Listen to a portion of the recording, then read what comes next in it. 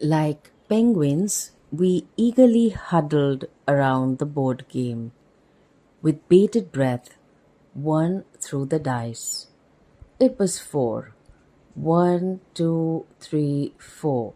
He counted, moving his token along the board, and lo behold, he climbed the ladder and went straight from 9 to 31. It was her turn to throw the dice. With closed eyes, she rolled it, hoping it would not be 2. But 2 it was, and the snake was lurking right there. Disappointed, she fell down, or rather her token fell from the mouth of the snake at 17 to its tail at number 7. If you're wondering what I'm talking about, it is the game of snakes and ladders, which is derived from an ancient Indian board game called moksha. A little about the game if you're not familiar with it. Snakes and Ladders is played on a game board with numbered squares in a grid from 1 at the left bottom, counting all the way to the top square at 100. There are pictures of some snakes and ladders on the board which connect two specific board squares. 2 or more players roll the dice. According to the number that appears on the dice, they move on the squares. Based on luck, one keeps moving until you reach the top square, but one can never predict who will get a ladder and hence move many places up, or who will be bitten by a snake and hence fall many places down. The game of snakes and ladders is very much like the game of karma, and I mention some lessons that we can learn. 1. In the game, as in life, one keeps rolling the dice, or rather, doing one's karma until one reaches 100, or rather, discovers moksha. There is no respite from doing karma. Nahi kaschit shanamapi jatu tishthatya karma krita. Bhagavan Krishna reminds us that no one, wise or otherwise, remains for even a second without performing karma. Doing karma is a privilege. No, you don't have to do any karma. Instead, it is a right, an honor, a responsibility that one gets to do karma and make a difference in one's own life as well as that of others. We get to play full out. Everyone gets a chance at the game, just like everyone gets a chance in life. In fact, every moment is a chance. Why? Because in every moment we have the 3 blessings of Ichha Shakti, the power to will and desire, Kriya Shakti, the power to do, and Jnana Shakti, the power to know. The beaver desires to build a nest for her little ones, Ichha Shakti. She goes about finding the right-sized twigs and a safe place on the branches, Jnana Shakti, and in time puts the nest together, Kriya Shakti. The beaver does not regret the lack of luck, nor does she ruminate over her past. If the beaver does not feel helpless, then we have no grounds to feel so either, with all the 3 Shaktis that we have been blessed with. Lesson 2. In the game, as in life, one progresses with the help of ladders, which may be in the form of punya, as well as one's good qualities, also referred to as daivi sampattih. Punya is in the form of supportive factors in life such as education, healthcare, decent finances, a facilitating work environment, supportive parents, friends, partner, travel experiences, and even a guru. Everyone has these ladders, some short and some tall, depending on the kind of punya from previous lives. The ladders in the form of daivi sampattih, or the wealth of the devas, are qualities we all have and cultivate even more, such as dhanam, giving, damaha, judicious restraint of the sense organs, ahimsa, non-hurting, satyam, truthfulness, dhritihi, fortitude, and so on. 3. In the game as in life, one falls or regresses due to snakes, which may be in the form of paapa as well as one's qualities that are not in line with dharma. Paapa may be in the form of dysfunctional parents, incomplete education, a serious illness, being laid off, sexual assault, incompatible partner, and so on. Everyone has these snakes in their lives. The effect of some last for months, and some might even last for years. The snakes in the form of asura sampattih, or the collection of qualities that are unbecoming, are asatyam, untruthfulness, ahankaraha, obsessed with I, me and mine, prasaktaha, kamabhogeshu, obsessed with only pleasures, kamakrodha parayanaha, committed to desires and anger, and so on. Lesson 4. This too shall pass. In the game as in life, the ladder or a spate of good luck does not last for too long, nor the snake or a phase of suffering last for too long. Lesson 5. In the game as in life, progress is not linear. Very often it may seem like you are progressing in your career, but regressing in the quality of interactions in your family, or your family relations are thriving but your health has taken a setback. Karma and hence punya paapa are not linear.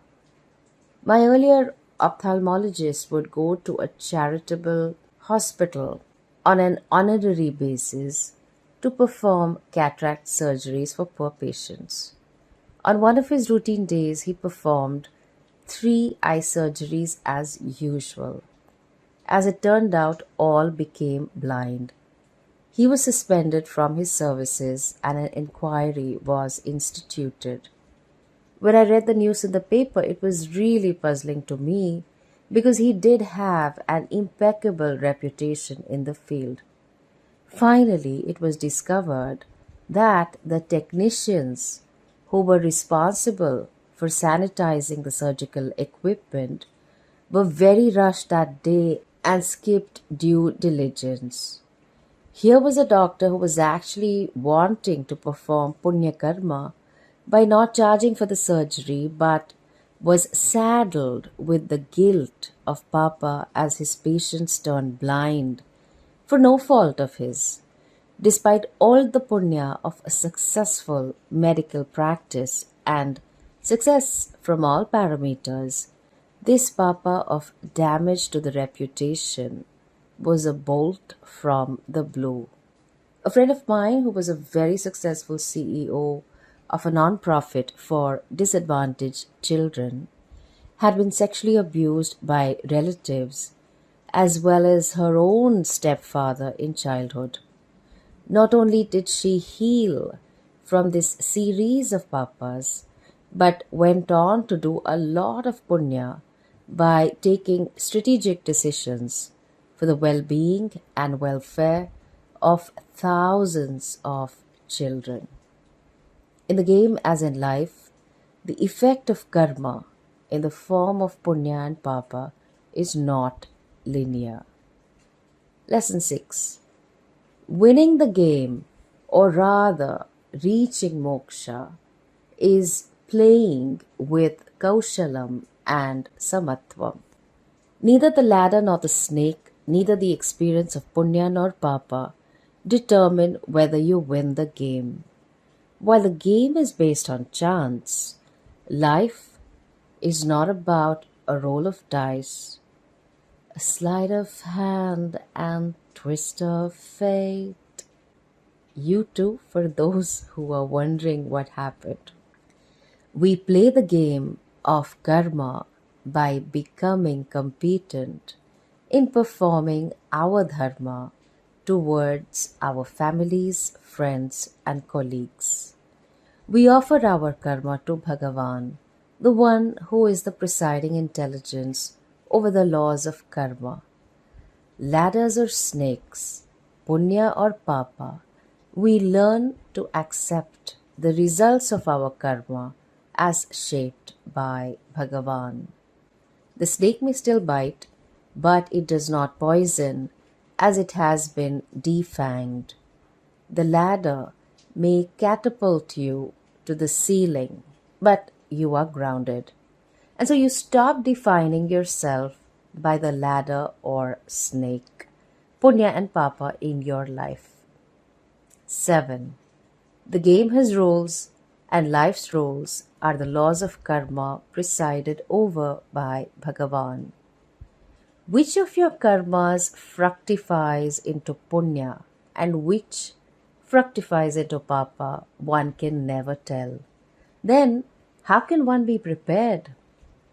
One equips oneself by being a karma yogi, growing in one's kaushalam, competence in performing our dharma in all our relationships, and samatvam, a gracious acceptance of the unfolding situations in life. The Serenity Prayer puts it beautifully. O God, give me the courage to accept the things I cannot change, courage to change the things I can, and the wisdom to know the difference. Every situation, every person, every thought, every form is a manifestation of Bhagavan, and hence we see life as a flow of blessings. 8.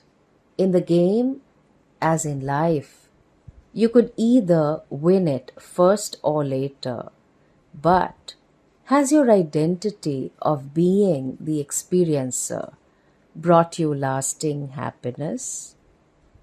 When you climbed the ladders, life was great. When you slithered down the snakes, life felt hopeless. Either way, you seem to be at the mercy of karma.